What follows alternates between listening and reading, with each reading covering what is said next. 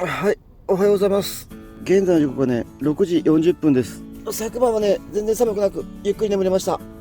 で、駐車場ね、なんかすごい賑やかになってきてから、僕が止めてるところはね、なんか枠線外だったみたいなんで、まずは動かします。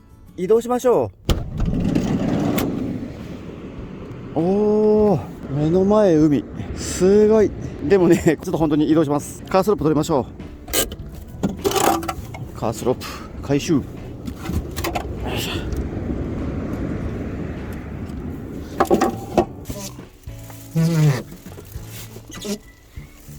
OK。多分ね、ここはサーファーさんの聖地かなんかですね。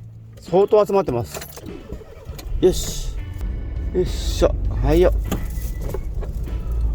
朝まだ7時ぐらいなのにから、めちゃめちゃ人がね、集まってきてるんで、びっくりしました、本当に。よし。はい。この辺にしましょう。よっしゃ。はい。移動させました。あの辺からね、ぎゅっとこっちに移動しました。で、おー、すごい。そりゃサーファーさん喜んできますわね、これは。なるほど。ということでね、移動もできたんで、お手洗いちょっと行ってきます。よし。ということでね、ちょっと車持っていたんで、コーヒー入れましょう。フライパン現在占領されてるんでね、ちょっとこっちで沸かします。よし。はい。よし。OK。出来上がりで、朝ごはんなんですけども、案の定というかね、全くお腹空いてないんで、もうちょっと朝ごはんは抜きにしましょうかね。とりあえずお腹が空いたらお好み焼き食べるようにします。で、海まで来てるのにね、車内でコーヒー飲んでも仕方がないんで、海の方行きましょう。よし、行きましょう。おー、すごい。もうね、この辺渡してもらいます。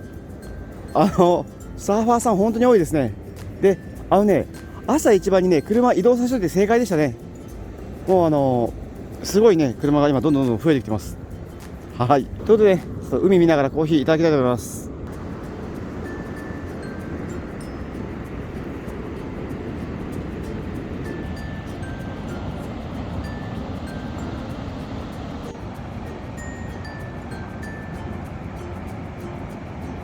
おー。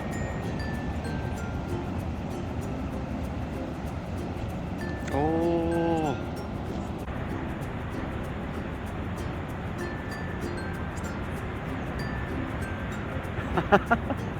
皆さんのサーフィン見てたらね、ちょっと僕も昔を思い出しました。ですんでね、ちょっと一丁行ってやれない気分ではあるんですけども、今日あれですね、水着っていうんですかね、あれもないし、ちょっとね、板っていうんですかね、その板もね、ちょっと今日持ってきてないんで、残念ですけどもね、今日は我慢しておきます。悔しいな。いい波来てるんですけどもね、すごい残念です。よし。ということで、ちょっとね、少しだけね、作業があるんで、車内でちょっと作業します。はい。ということでね、作業終了です。お疲れ様でした。で、現在の時刻はね、11時ちょうどですね。今日は早く終わりました。なかなか優秀です。で、現在地はね、静岡県のこの辺りにいて、あとね、今晩もね、なんかこの関東近辺で雪が降るとかっていう風には言われてるんですけども、なんかね、そこまで降るような風ではなかったんで、やっぱしね、西に向かって岡山の方に帰ろうと思います。で、そのままね、高速道路乗ってしまえば、家まで帰ることはできるんですけども、なんかそれも面白くないんですよね。ですんで、今夜はちょっと名古屋のあたりでね、一泊させてもらおうと思うんですけれども、その前にね、ちょっと皆さんに見てもらいたいのがありまして、というのがね、こちらのものなんですけども、これね、撮影できてなかったんですけども、福井県の方のアピタさんかピアゴさんっていうところにね、寄らせてもらった時に見つけた分で、これ、サメとかね、イカとかのでかいぬいぐるみが売れてるんですよね。で、ワニなんかはね、1メーター65センチあったりとか、サメなんかはね、1.5メーターもあったりするんですけども、僕はね、このイカがね、すごく欲しかったんですよね。で、こちらのね、お店に寄らせてもらった時は、もう旅してね、3日目ぐらいだったんで、どうしてもね、買うわけにはいかなくって、あの時買っとけばよかったなというふうに、すごい思ってたんですけども、地図で調べてみたら、アピタさんとかピエゴさんって、なんだろう、三重とか愛知の中部になるのかなの方にあるイオンみたいな感じのお店さんで、こちらの店舗内でね、売られてるらしいんですよね。で、僕はね、もうずっとね、欲しいな思いながら旅をしてましたんで、今回はね、帰り道にアピタさんの方に寄って、イカを買ってね、自分のお土産にして帰れたと思います。はい。で、あとね、買い物しました後は、愛知で一泊しようと思うんですけども、させていただくのはね、こちらのね、愛知県の一宮市にある小楽の湯一宮店さんの方にね、行かせていただきたいと思います。こちらはね、車旅クラブの会員であれば2000円で宿泊可能な場所なんですけども、当日予約も可能で、ゴミ捨ても可能で、あとね、電源なしになってるんですけども、さっきね、電話したら電源ね、料金内で使えますよという風に教えていただけたんで、電気も使い放題なのでね、もう今夜はこちらの小楽の湯一宮店さんの方でね、車中泊させてもらいたいと思います。はい。ということでね、まずはアピタさんかピエゴさんの方に行こうと思うんですけども、なんか高速道路をね、そのまま使っていってしまうのも、味気ないんで、下道でね、ゆっくりと浜松市の方も、ドライブを楽しみながら、愛知県の方にね、行きたいと思います。はい。ということでね、行きましょう。出発です。はい。ということでね、静波海水浴場さん、一泊させていただき、ありがとうございました。サーファーさんってね、すっごいここの方たちマナーいいですね。びっくりです。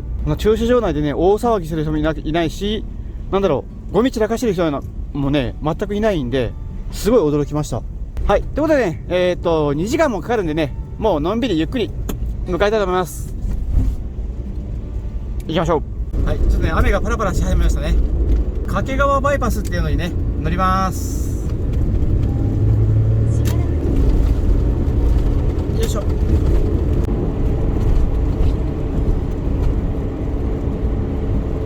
はい。ということでね、今、現在の時刻が12時44分で、もうね、だいぶ浜松の方まで来たんですけども、お腹が空いてきたんですよね。で、浜松って言ったらね、食べ物なんで、ちょっとね、寄り道して、お昼ご飯にね、させていただきたいと思います。はい。ということでね、こちらですね、到着です。なかなか広くていい場所ですね。はい、到着です。お疲れ様でした。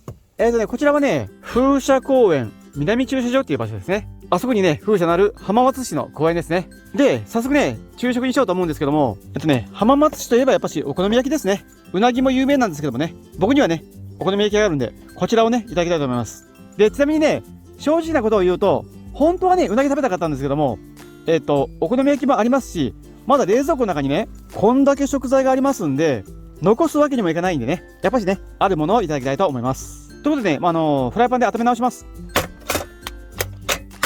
小さい火でね、じっくり温めます。よし、ひっくり返しましょう。自分を信じていってみます。よっ、自分ほど信じられるものはないですね。おとなしくね、ホイル使います。こう、せーの、よいしょ。はい、で、こうですね。反対側も温めます。よし。OK でしょう。よし。じゃあね、あとはこれかけて、で、カツオ。OK。完成です。ということで、食べましょう。いただきます。果たしてお味はといきたいところですけども、いっぺん作って食べてるんで、味は変わらないんで、いただきます。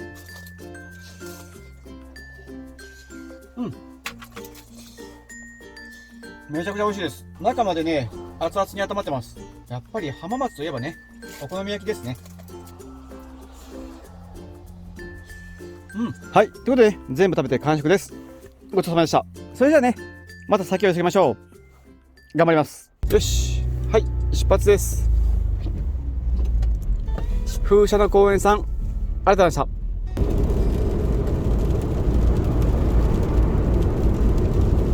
はい、浜名湖の手前ですね。で、僕はね、ここ、海沿いの道が走れるかなと思ったんですけども、海側はね、全部壁になってます。思ってたのとちょっと違いましたね。はい、今ね、浜名湖の橋を走ってます。おー、景色。皆さんにはね、見えないかもしれませんけども、景色が相当いいです。わー、すごい。浜名バイパスを走ってます。向こうすぐ海です。ちなみにね、目的地までは約20キロ。で着くそうです。はい、見えました。こちらですね。アピタさんです。はい、到着ですけども、駐車場どこだろう。でっかいな。どこに止めてどこに行けばいいのか全然わかりませんね。立体駐車場止めたいですね。よし、立体駐車場入れましょう。よし、はい、到着です。はい、ということでね、アピタ向山店さんに到着です。でもね、早速ね、イカを買いに行きましょう。在庫はねまだあるはずです。とりあえずね場内めちゃくちゃ広いです。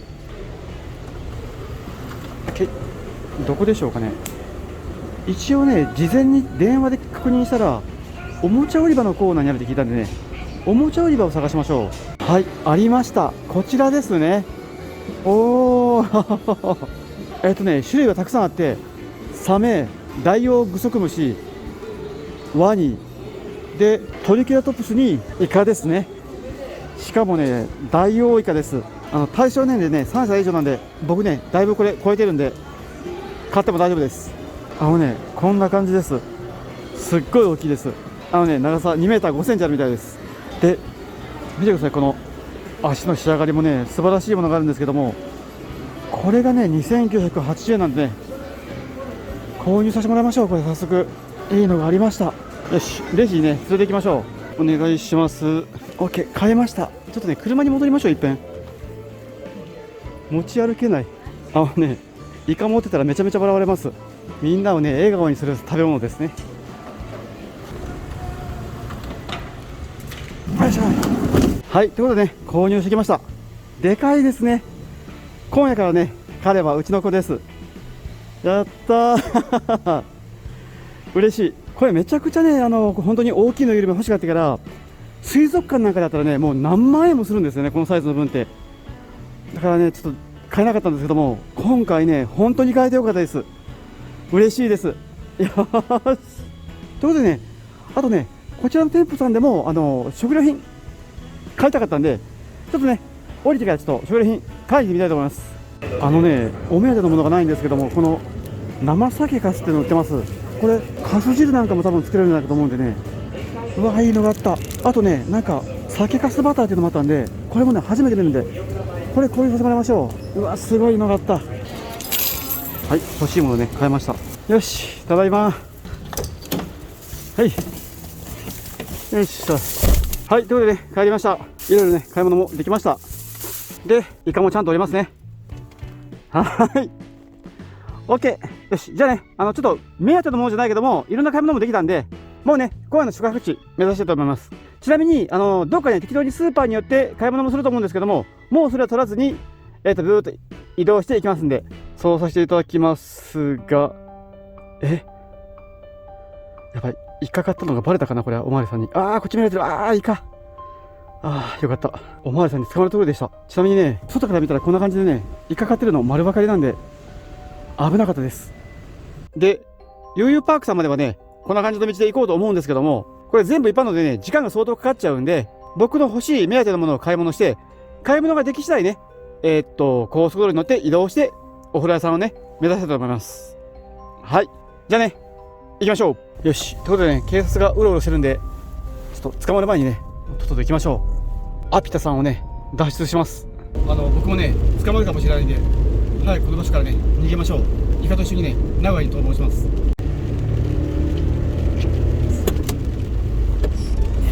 はい、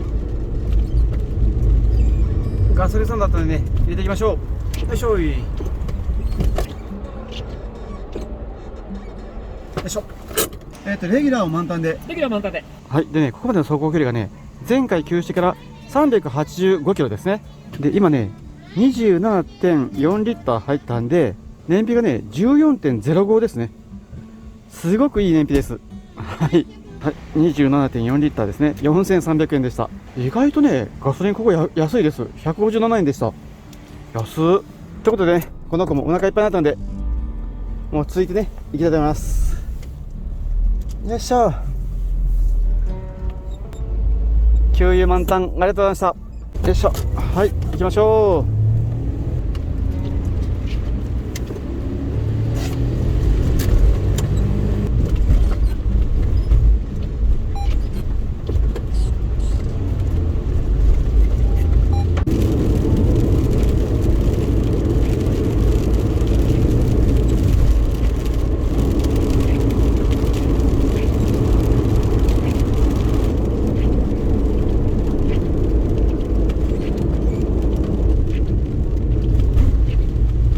いかがでしょう。料金は1510円でした。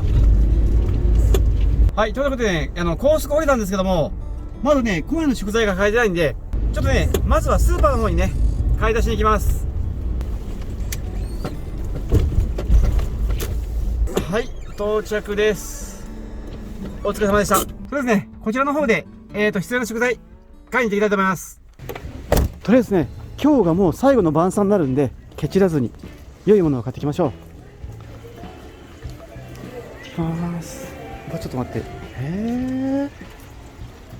もうこれで完売できて、毎日完売します。すごい。すごく美味しいですね。山中で一番美味しいです。本当に。ちょっとじゃあ、まず買い物してから帰りに寄らせてもらう。あすごい美味しそう。すごいのがある。うわー、いいところに来たかもしれない、これ。よし、いいものね、たくさん買いました。はい、すみません。それ2本ください。ありがとうございます。すごい美味しそうな手に入れた。これ本場もんですよ。本場もんの串カツ。これでちょっともう我慢できなかったんでね、購入させてもらいました。よし、じゃあね、車戻りましょう。寒い寒い。よいしょ。はい、ということでね、希望の食材が手に入ったんで、いよいよね、お風呂屋さんに行きましょう。もうでもね、すぐ近くです。パッと行きます。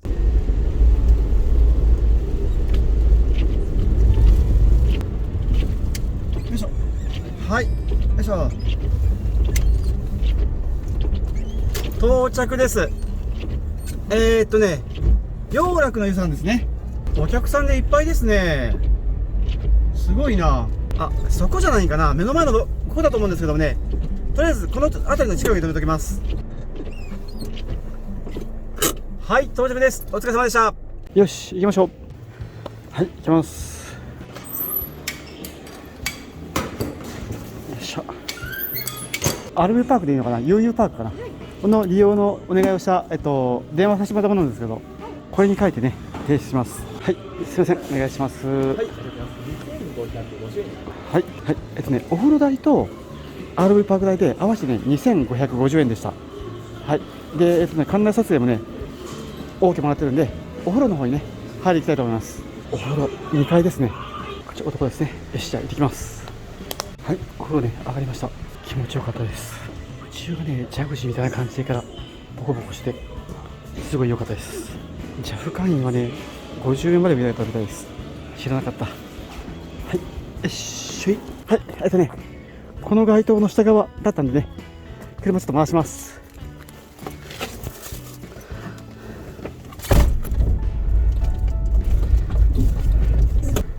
はい、到着。結構水平かもしれない。で、水平チェックしてみましょう。水平結構出てますね。縦方向はこちらはね、ちょっと上がった方がいいですね。いうことはね、1段ぐらいかな。1段もいらないんだけども、リアタイヤにカーソル部つけましょう。僕はね、そこまで神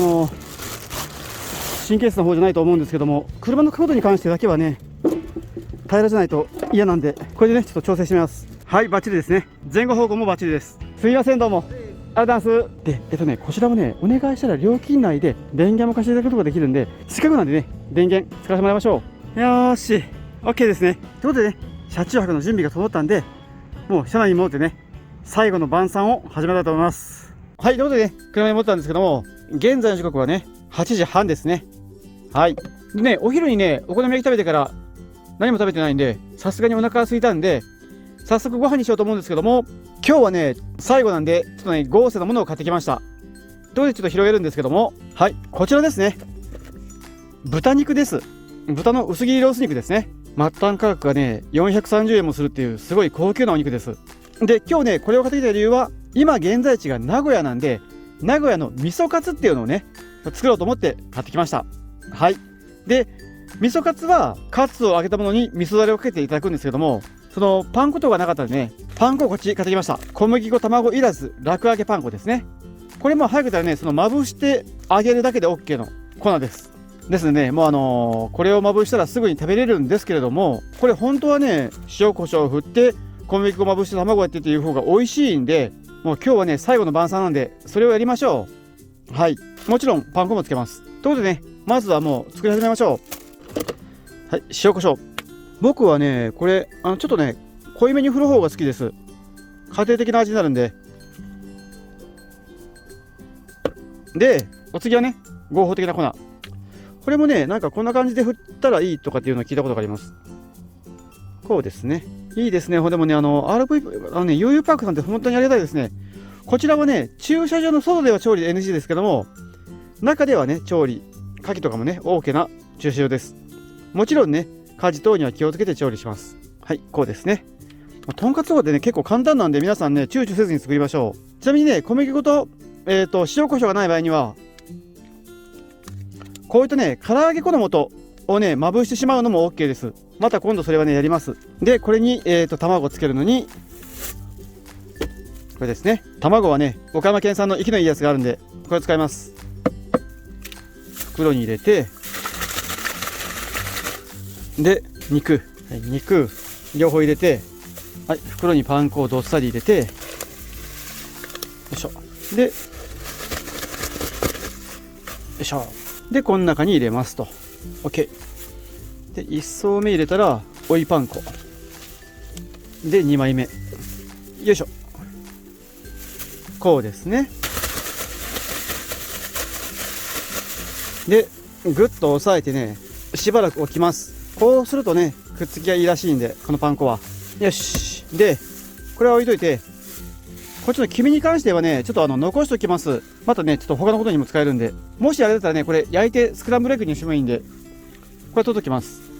もったいないんでね。はい。でね、なじましてる間に、味噌だれを作りましょう。調度家電使います。で、今回はね、いろいろかき混ぜたりするんで、アルミ皿でいきましょう。で、作り方は簡単で、味噌。赤味噌がいいんですけど、赤味噌持ってないんで、合わせ味噌でいきます。これでね、大さじ1ぐらいですね。はい。はい。とりあえずね、今、取れなかったんですけども、酒とみりんと白だしをね、入れました。211ですね。で、あとね、砂糖ここに 6g。で、あとはね、これをちょっと煮込んでから、とろみがつくようにします。で、スイッチオン。OK。よく混ぜといて、よいしょ。はい。結構ね、飛び散るんで、蓋をしました。はい。なんかね、グラグラになってきました。OK ですね。よいしょ。はい。どうでしょう。あ、いいですね。ドロドロな感じできました。これはいいソースができましたね。ということでね、ちょっとこれはもうね、いっぺん揚げときましょう。焦げちゃうんで、このまましたら。よいしょ。はい、OK。よし。ということでね、タレもできたんで、次はね、カツを揚げましょう。で、今回はね、揚げ物なんで、これ使います。クッキングシート。くっつきにくいよりもね、こっちの方が丈夫なんで、今回こっちにします。今回はね、揚げるというよりかは、揚げ焼きなんで、油を敷いて、揚げ物時はね、窓をたくさん開けて、で、オン。よいしょ。で、この状態でもうね、これを乗っけて揚げていきます。2枚はちょっと無理なんでね、1枚ずついきましょうかね。1枚ずつ揚げた方がね、上手に揚がりそうなんで、これでいきます。で、蓋。これね、飛び散り防止のためにやってます。よし。ということで、ね、じっくり揚げていきましょう。はい。いい感じに揚がってますね。よし。ひっくり返しましょ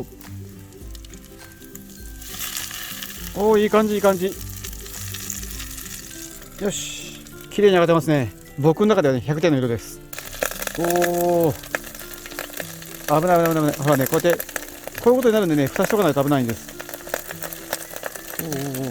ちなみに車内での揚げ物は相当危険なんでね、皆さんもね、本当に気をつけてやってください。あ、ちなみにね、僕、車内を水平してるのは、こういった分揚げるときとかにね、水平じゃないと油が偏っちゃうんで、うまく揚がらなかったりするんで、車内をね、水平に保つようにしています。よし、ちょっとね、どうでしょう。見てみましょう。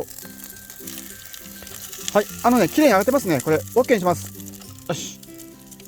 はい。引き続き2枚目を向けましょう。よいしょ。はい。これで OK ですね。はい。うわ、いい感じ。この車はね、フリードスパイクと違ってキッチンがすごい広いんで、めちゃめちゃ料理がしやすいです。うん。だからね、僕はね、この車すごい気に入ってます。フリードスパイクも好きなんですけども、こっちの方がね、いろんなことがやりやすいです。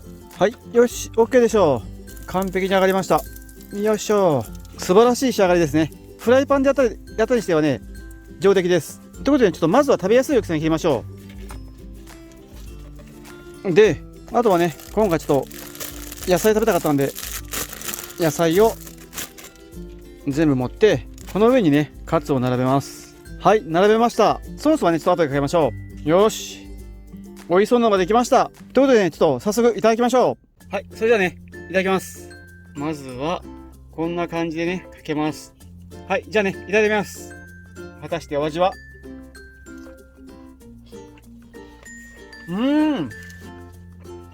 最高です。カツも味噌もね、めちゃくちゃ美味しいです。個人的にね、ちょっとカツ、もうちょい塩コショウした方が良かった感じはあるんですけども、でもね、味噌だれにあってめちゃくちゃ美味しいです。ということで、本気でもいただきましょう。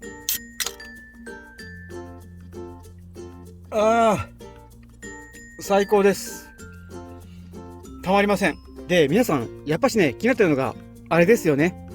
はい、買ってきた味噌カツですね。これね、毎日おじいさんが売り切れにしてる味噌カツです。こちらがね、本物らしいんですけども、ちょっといただいてみましょう。ちょっと冷えてますけどもね、気にしません。いただきます。なるほど、なるほど。めちゃくちゃ美味しいです。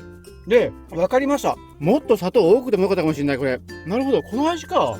僕の味噌だれはね、ちょっとまだ甘みが控えめだったかもしれません。十分美味しいんですけども、こちらみたいにね、もっと甘くした方がもっと美味しかったと思います。どっちも美味しいです。美味しい。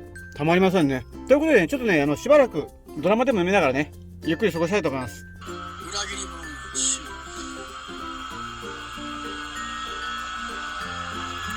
はい。ということでね、最後の晩餐を楽しんでる最中なんですけども、お酒がね、飲み尽くしてしまったんですよね。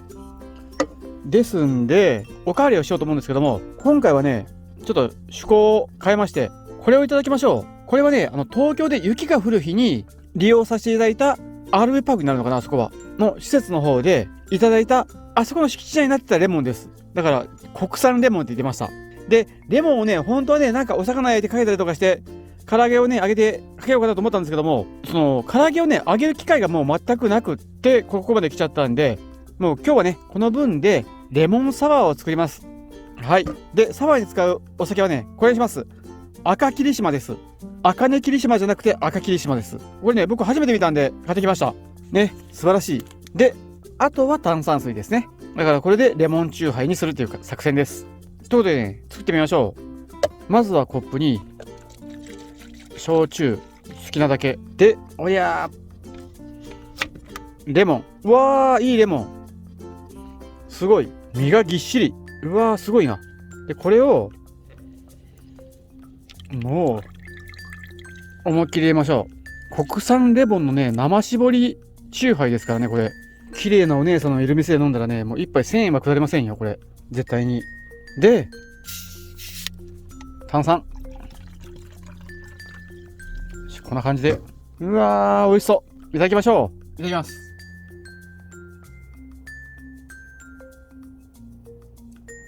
おー、生搾りレモン。美味しい。おー、匂いもいい。最高です。はい。ということでね、ちょっと、美味しいお酒とお肉があるんでね、またゆっくりね、晩餐続けたいと思います。はい。でね、食べ物がなくなっちゃったんで、さっきのね、卵を使って、スクランブルエッグ作ります。で、ちょっと油が多いんでね、ちょっとこの分だけ処分します。少なめにね、油入れたんで、処分量もね、少ないです。はい。でね、これですね。さっきの溶け卵は全部入れるんですけども、少ないんでね、もう一個入れます。で、混ぜて、はい、味の素のね、2倍、旨味成分が濃いやつです。で、醤油。でね、ネギ残ってるんで、これもね、ちょっと刻んで入れましょう。よいしょ。これぐらい。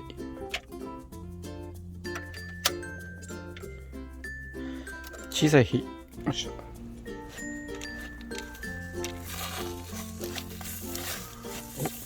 はい、OK ですね。出来上がり。これを当てにね、お酒、またいただきたいと思います。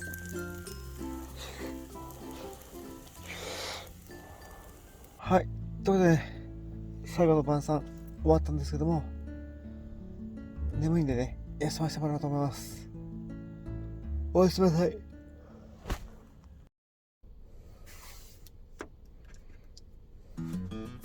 おはようございます。現在の時刻は7時15分です。チャナの気温はね、約10度あるんで、昨晩はね、めちゃめちゃゆっくり眠れました。で、早朝なんですけども、今回泊めさせてもらってるところのお風呂が朝7時から利用可能で、昨晩の料金内で朝風呂もね、入らせていただくことができるんで、昨晩ね、人が多くて、ちょっとね、ゆっくり疲れなかったのと、あと、僕、寝癖がだいたいすごいんで、今からね、朝風呂に行って、さっぱりしていきたいと思います。よし。行きましょう。よっしゃ。よし、行きましょう。朝から人結構多いですね。大人気のね、お風呂みたいです。ちなみにこれがね、魔法のチケットです。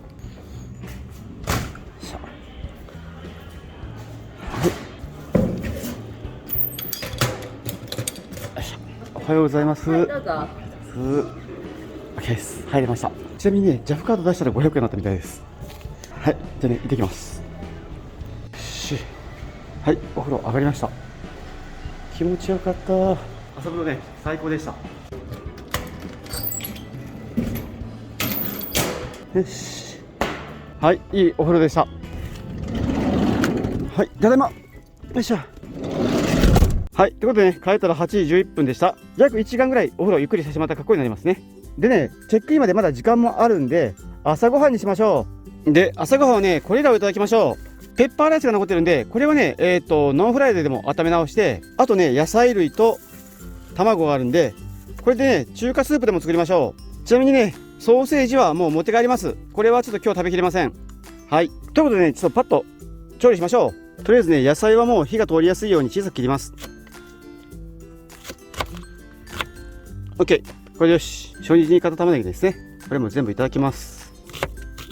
薄く切ったらね、火の通りが早いんで、薄く切ってます。あ、嘘です。もうね、鍋はね、昨日調理したままのこのフライパン使います。僕は気にしないんで、中華スープなんで水300、150、はい、300、鶏ガラスープ。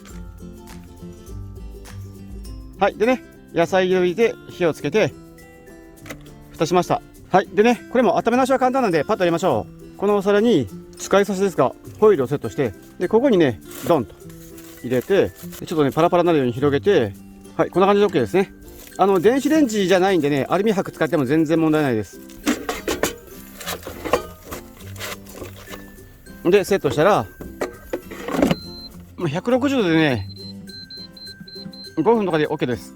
よし、こっちはどうでしょう。あ、こっちも良さげですね。はい、でね、スープもいい感じなんで、卵使いましょ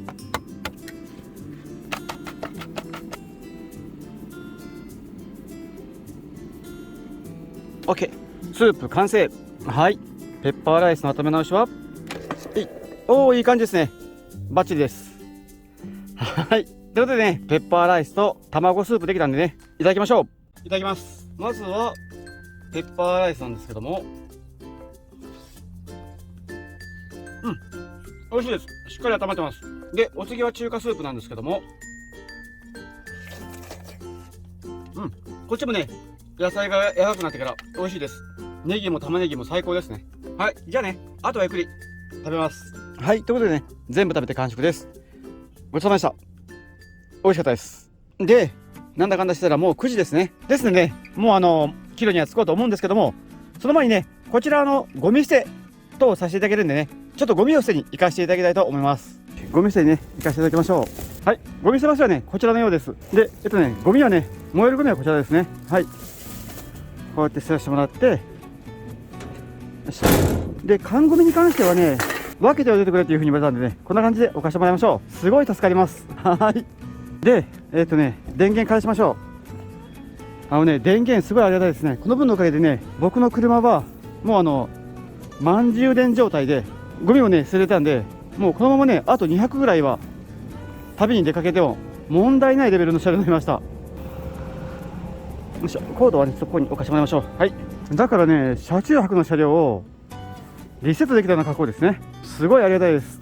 ちなみにね、通常ホテルなんかに泊まったら5、6千円はいるんで、その半額のね、2500円ぐらいで、ゴミ捨ても充電もね、お風呂も出てきたんだったら、最高に安いですね。余裕パークはね、全国的に広がってほしいです。よし、片付けも終わったんでね、こちら返していきましょう。はい、すいません、ありがとうございました。ありがとうございました。コードの方はまとめて窓の下の方に置かせてもらってますんで、どうもお世話になりました。はい、ということで今回は13泊14日のね車中泊旅だったんですけども、いかがでしょうか。途中ね1泊だけホテル泊させてもらったんで、車中泊したのは12泊なんですけども、もう車内はすごい完璧で、個人的に悪いところは全くなかったです。で、今回ねゴミ捨てもさせてもらって、ポータブル電源2つともね満充電になったんで、まだまだ本当に何泊でも車中泊続けれる状況ではあるんですけども、もうねここ数日この近辺では雪が降らなかったりして寒くならないんで、もうね一旦今回の旅は終了して、先日からね言ってるように家の方にね帰りたいと思います。はい。で、ちなみにねお土産もたくさん買えたし、僕は念願のイカも買えてねすごい嬉しいんで、この子とね一緒に家に帰りたいと思います。じゃあね、帰りましょう。はい、ということでね、ここからもうあとは安全運転で帰ろうと思うんですけども、家まではね320キロあって約4時間かかるらしいです。ですんでね、結構時間かかるんですけども、ゆっくりのんびりね安全運転で帰りたいと思います。はい、それじゃあね帰りましょう。もう7枚の軽がね壊れないように安全運転でゆっくり帰りたいと思います。よし、出発です。将楽のりさん、ありがとうございました。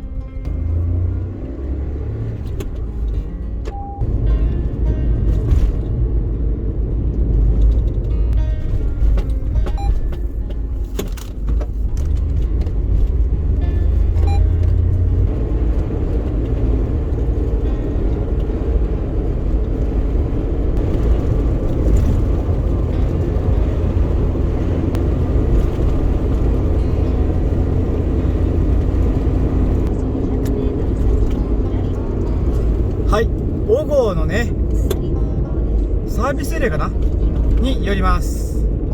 はい、到着です。コンビニのあるサービスエリアはたくさんあるんですけども、こちらはミニストップさんがね入ってるんで、こちらに寄らせてもらいました。ちなみにねミニストップは岡山にないコンビニなんで、こちらでね最後の買い物をしておきたいと思います。できます。よし、はい、買いました。いろいろ買ってきました。ダイエット中なんでね、クランキーチキンのうま塩味と、あとねちょっといろいろ買ったんですけども、これね焼き芋好きの友達がいるんで彼にあげようと思います。ということでね、キロに着きましょう。よし、行きましょう。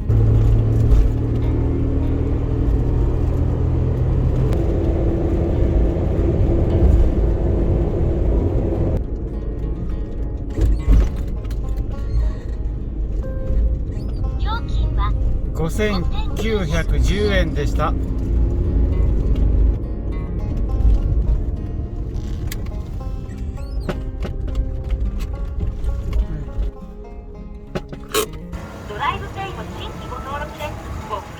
28リッター。帰りの燃費はねリッターあたり 14.8 キロでした。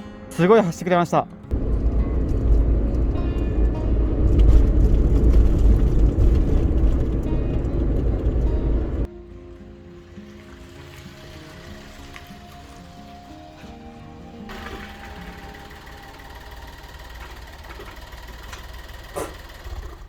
はい、ということでね、2週間ぶりに家に帰ってきました。